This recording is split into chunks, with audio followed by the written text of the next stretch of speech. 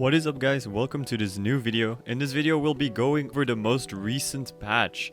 This one's really cool. We finally have a full faction armor rework, making things more fair for all the factions. Because before there were some factions that had, like for example in Rise the Hounds, which was just the only faction that had like a very speedy, which made people pick certain factions as meta picks for the faction armors. So now this has been a bit more streamlined. The factions do still have their unique characteristics applied to the armor, but we'll see that in a bit. Anyway, the faction armor suits have been set to 4 archetypes: super heavy, combat, combo, and scientist. So you see there's now been a sort of split in the combat category, with now super heavies being regarded their own thing. And as said before, the armored suits of the combat, combo, and scientist types have minor differences in characteristics that highlight the individuality of the northern factions, but remain within the intended archetype. Expo has also communicated that they will monitor the effectiveness of the suit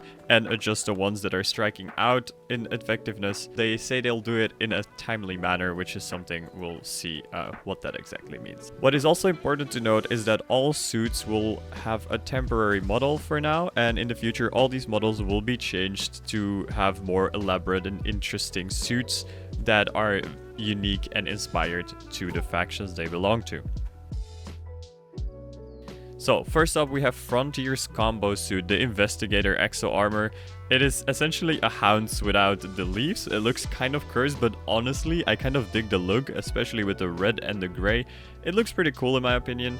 And as you can see, it's very similar to the Hounds. It just has slightly less speed and I think some more bullet resistance. So you see there's like small values being tweaked compared to the other factions versions of the suit.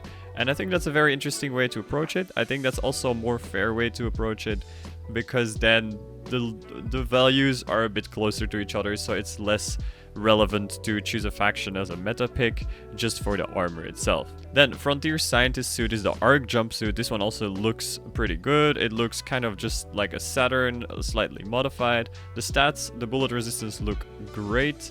It has a bit more carry weight, but it does get a 2% movement speed debuff, which honestly is not the biggest problem. Also, you can only carry compact and standard containers. Then Covenant's combo suit, the Exosuit Missionary, looks absolutely amazing. This one already has a very interesting model in my opinion. It kind of looks like the Albatross Scout, but with the sort of visor that the others has in Covenant, so I think that's pretty cool. Then Covenant's combat suit also looks pretty cool. Templar armored suit. Yeah, I don't know, there's not much to say about that. It just looks sick, let's be honest. But once again, these are all temporary models, so they will be tweaked and changed accordingly. Then the Mercenaries, their new combat suit is called the Ronin armored suit. This one also looks pretty good. It has a lot of BR, it has pretty good laceration protection, so honestly this could be a good competitor to the Ace exoskeleton, which has kind of dominated together with the Punisher the combat suit open world meta, I guess, in a way. Then the Mercenary Scientist suit is called the Navigator jumpsuit. This one also looks pretty sick. It has quite a lot of BR, it has only 1% movement speed debuff, so that's pretty cool. Only the protections are not as good as a Saturn, so we'll see in practice how relevant this will be. Then Rice combat suit is called the Prometheus armored suit. Once again here the same thing. This could be an interesting pick over the Mule, which is just the Rice version of the Ace. So I'm interested to see where this goes, and I might honestly pick this up myself at some point. Then the new Rice Scientist suit is called the Orion jumpsuit. It's cool. It kind of looks like the Atlas. But once again, the armor model is temporary, and honestly, I'm not the biggest fan of the model. It's cool, but it's a hot take, but I'm not the biggest fan look-wise. And once again, you can see here, it has more BR, but it does sacrifice some protection. So once again, we'll have to see how useful it actually is in the open world compared to, for example, the Saturn, which has a smaller hitbox and better resistances. And I think better compatibility with containers as well. Then another interesting thing to note is that there are some factional suits balance changes. This affects the Vanguard armored suit, which is for duty as far as I know. It loses some BR and it also loses some movement speed, so it gets a 1% extra debuff. Honestly, not the biggest change, but yeah, that's gonna be interesting to see how that works in practice. And then the Punisher armored suit is getting a major nerf. I'm gonna be honest, this is what we can consider a major nerf. It loses 21 bullet resistance, it loses 22 laceration protection, it loses almost 25, I think, if I calculate correctly quickly, explosion protection, which, you know, that's still something, but it does gain a lot of speed. So it's going to be interesting how that works, but, you know, that BR that it loses is quite significant, and it will probably change the playstyle with it quite a bit. It also gets minus 0.5 bleeding output, which is interesting. And then it loses 2 carry weight. So I'm very interested. This is to streamline the Punisher suit more with the other factions. I'm interested in what you think of it. Let me know down in the comments. Do you think this was a good change, or do you think now the Punisher suit has been severely nerfed, or do you think the speed buff and the bleeding buff makes up for it? Let me know down below. Expo has also acknowledged, of course, that this is quite a big change, so people that don't want the Punisher suit anymore after these changes, since the characteristics are significantly changed, can exchange the Punisher suit in the coming 2 weeks for any other Mercenaries armored suit. This is pretty interesting because that means you can exchange it for the new armored suit as well.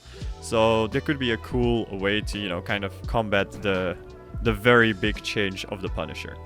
There's some other smaller changes this patch as well, such as changes in cross-factional squad work in the south. Essentially, the mechanics of squad creation and the display of allies' dead tags in the southern territory have been updated. All members of the Stalkers factions, such as Rise and Frontier, can now squad with each other without restrictions and see each other places of that. The same rule applies to Bandits Root faction. There's been some changes to the night vision goggles, which recently got reworked. The overall brightness of all the MVGs has been reduced by 25%, which I think is a pretty good change, because sometimes it was, even during the night, a bit bright. It felt like you were getting flashbanged at some points. And also the Master Quality White Colored Assault NVG has partially inherited the color component of the Blue Master Quality Assault NVG, and the Master Quality Blue Colored Assault NVG is now more similar to the NVD11 export, which has been removed from the game. There's been some changes to the timings of subdivision battles as well, as you can see on the screen right now on the NA server. And then some other changes and various fixes are the replacement of the sounds of the SAC-1 wide range detector, some changes in the physics of charms when players move horizontally, and an increased brightness of the Buried short range detector screen, which is really nice because sometimes with the MVGs it still didn't work great. And then there's also been an update to the 6-hour P320 interaction sounds, and they have also added a forced respawn after being in the dead screen for 5 minutes. Now, last but not least, there's also a very interesting change which has only been mentioned very briefly in the patch notes, called System Lots, and it just says added a separate auction section that will include items placed by the system. This section is temporary and will be removed later. If an item has a status of personal on receipt, its icon will be framed and a lock symbol will be shown. So this means that there will also be items on auction that once you buy it or you win the auction, it will be bound to your account and you won't be able to trade it again or sell it again. Now, obviously this is very vague, and there has actually yesterday been a different announcement which I'm pretty sure is about this, and this is all part of sort of the black market lore. So what this means is that there will be a sort of a black market auction tab, which is called the system auction tab, where it will be essentially, you know, like the system auctioning of stuff, and it's supposed to be, you know, the black market shipping stuff they got. And we're not entirely sure yet what this is, but there have been some reports from the Russian server that this could be like things like the Albatross Scout, but also some barter things. So that's going to be interesting to see. They have also announced this in the Discord yesterday. So as you can see, it says black market stocks. Baron has apparently resolved all his problems with his partners and business is finally picking up. Locals recently saw some grumpy men delivering a sizable cargo to him, probably clearing out their warehouses. The black market won't let anyone within a meter of those crates. One oil cake already got his hands kicked for curiosity, so he can't play the piano anymore. There was no one else willing to find out what was inside. Baron's bosses said they're preparing an auction of gear. No buyback, is just for grown-ups. It's scheduled to start tomorrow at 6. So this is today at 6. So this will probably be around the time you see this video, or maybe it's already past 6. So this is the 19th of March, Wednesday, 6 o'clock, the first drop will happen, I guess. The auction will run until the 26th of March, and every day a new item will be offered. Anything that doesn't go off the auction hammer in a week will be taken off on the 27th of March.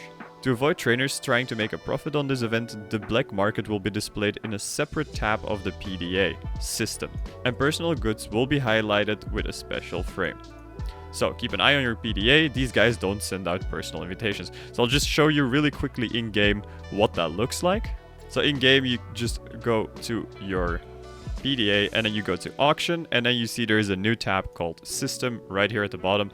Obviously, right now it's still before 6 when I'm making this video, so there's nothing here yet.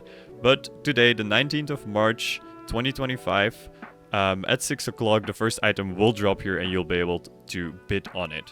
Anyway, that's about it. Let me know, what do you think of all the armor changes? Do you think it's a good thing that they finally streamlined the faction armors a bit more? Do you think this is a fair way of handling it, with just like some values tweaked here and there? What do you think of the Punisher change? Do you think this was a good change, or did this push it too far? What do you think about the compensation for it?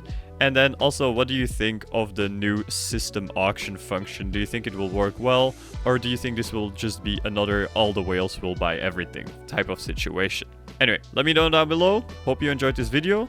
Don't forget to leave a like if you did, and then if you want to watch some more Stalcraft content, you can click here on the left of the screen. If you want to watch more Stalcraft gameplay, you can click here on the right of the screen. Anyway, thanks for watching, and have a good day in the zone, Stalkers.